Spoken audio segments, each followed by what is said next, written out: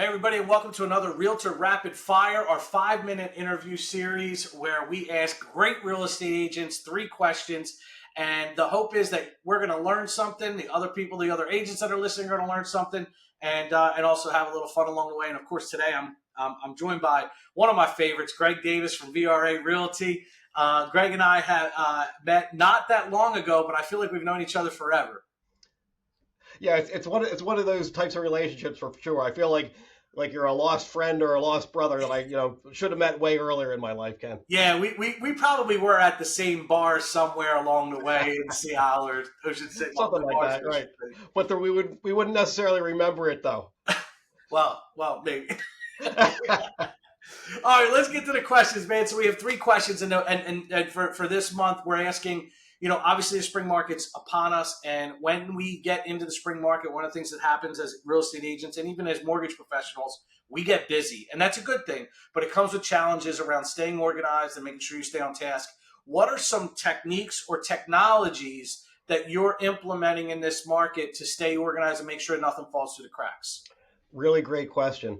Uh, I've really been investing a lot of time lately into my CRM as far as the automations. I'm trying to go back through, what am I doing on a daily basis, or what is the process when I'm working with a buyer, working with a seller, that whole process top to bottom, and really trying to drill down on that and looking at that. Um, so just really getting into that. And as far as technology, I use Go High Level as my CRM. Um, Creating the automations within there, but making it so it's still personal, so it doesn't feel like you're chatting with some robot. Sure. Uh, but to step into that and along those lines, really, ChatGPT has been a huge thing for me. Uh, there's really been a learning curve with that. I've taken different courses on that, um, but where the learning curve I think has been for me is learning how to ask it the right questions. How Hmm. do you frame those questions in the proper way to get you the answers that are valuable to you? But just for an example, ChatGPT has been extremely helpful in understanding me.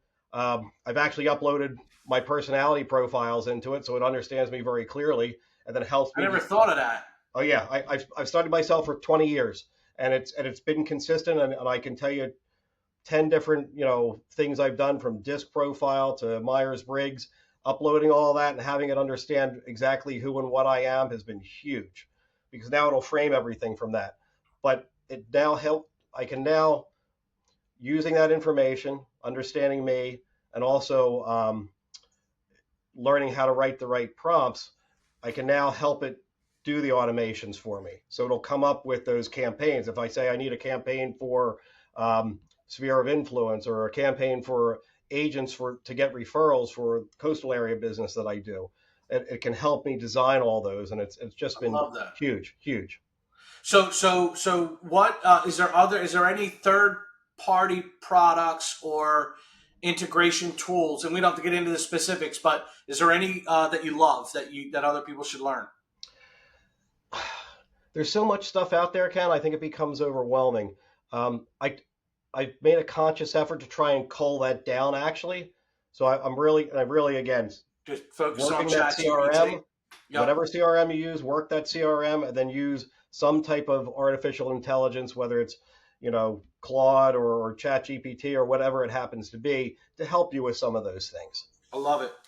So moving on to the spring market and multiple offer situations. This is still a reality that a lot of home buyers are dealing with, a lot of agents are dealing with. Listing agents have to deal with the struggles of multiple offer situations as much as buyer agents do. What are some techniques that you use to help your buyers win? Do you have any examples of situations where you help the buyer win in a multiple offer situation? Sure. So to talk about that real briefly, you know me well enough to know I'm different, and I mean that at a very base level.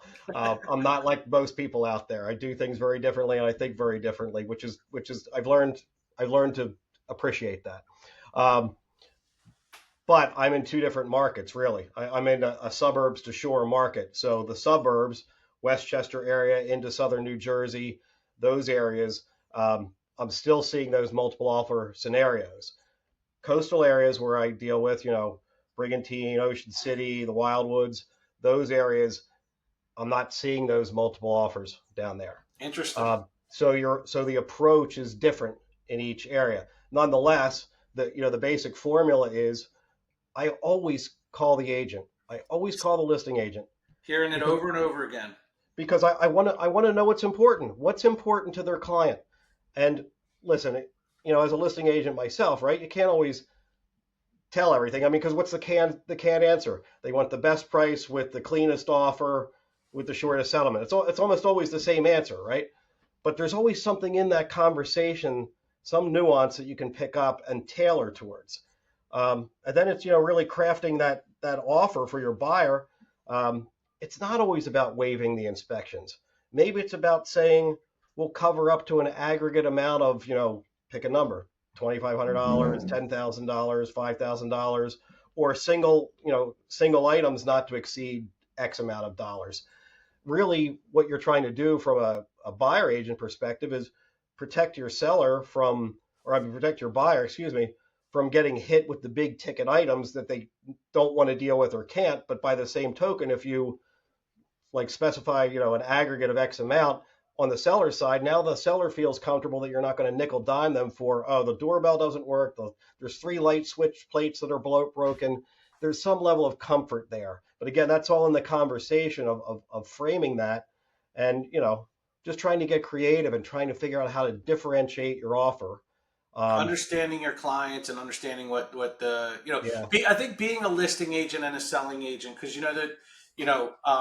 that's it's a unique industry where you wear both hats so frequently. Most people in most industries, you're either a buyer or a seller of a particular product, and in your case, obviously, you work as a buyer and a seller. And I think that your experience as a listing agent also gives you the insight to find those nuances as a buyer agent too, which I think is really cool. I agree. I think coming from, my investment experience for 20 years as well, just knowing how to ask questions to find the problem and then solve the problem, Yeah, right? That's really any product that's out there solves a problem. that's the engineering you're talking right now. Yeah, 100%. Yeah, I'm definitely data retentive. All right, Greg, last question here, the fun one. If there was a house anywhere, real, fictional, anywhere in the world that you could list, what property would it be and why?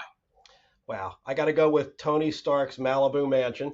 That's a great answer. Okay, That's a great answer. see, I told you I think differently. Um, all the cool technology in there, those amazing views. I mean, tell me that wouldn't be the best property to list, right? That Yeah, I'd love to own it as an Airbnb.